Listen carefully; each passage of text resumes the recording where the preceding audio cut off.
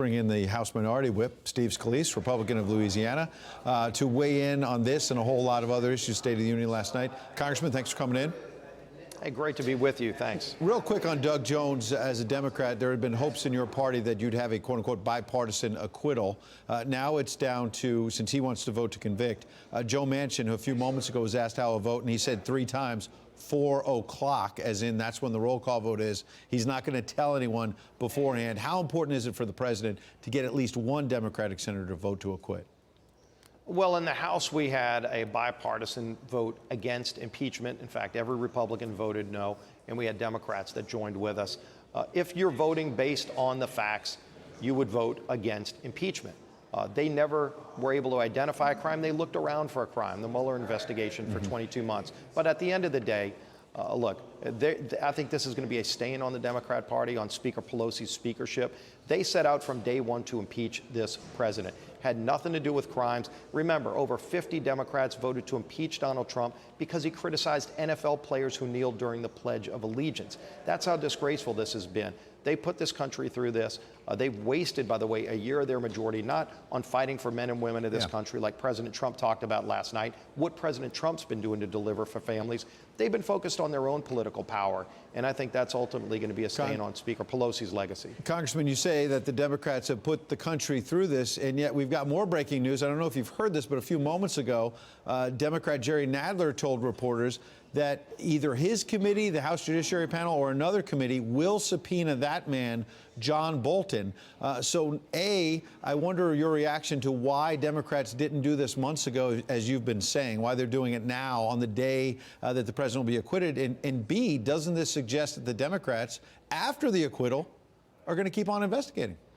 They've tipped their hat a long time ago that they are the party of impeachment. They said they might still try to impeach him even more. Again, go read multiple articles of impeachment that were filed long before the whistleblower, long before the Ukraine call. Again, 58 Democrats voted to impeach him for criticizing NFL players who kneeled during the pledge. This is all they have. They have no agenda. They don't care about the men and women of this country. They literally sat down last night when President Trump is talking about this young girl who's going to get an opportunity scholarship to go to the school of her choice instead of a failing government school. That's where they are as a party. I mean, that's not where the country is, by the way. There are Democrats across the country that were looking in disgrace at what Speaker Pelosi did, ripping up that speech, which contained the names of Tuskegee Airmen, of soldiers who gave their life for this country, of so many other people that are great. What makes this country great, that's what the president was celebrating, and that's what they ripped up, because they don't celebrate the success of America like President Trump does. And frankly, that's why President Trump has got such a great case to make going into the election. And they're the party of impeachment. That's all they've got. Congressman, were you surprised as well that when Rush Limbaugh was honored, here's a man dying potentially of cancer, at least battling it. He's in the fight of his life. I get that Speaker Pelosi and other Democrats disagree with him politically, but you didn't see the speaker standing when Rush Limbaugh was honored. And that was another disgraceful moment. Look, Rush Limbaugh inspired millions of people, still does to this day. I surely was inspired. I listened to him when I was a student at LSU, just learning about politics and government. And Rush was on the radio, and he still does that today, speaking truth to power.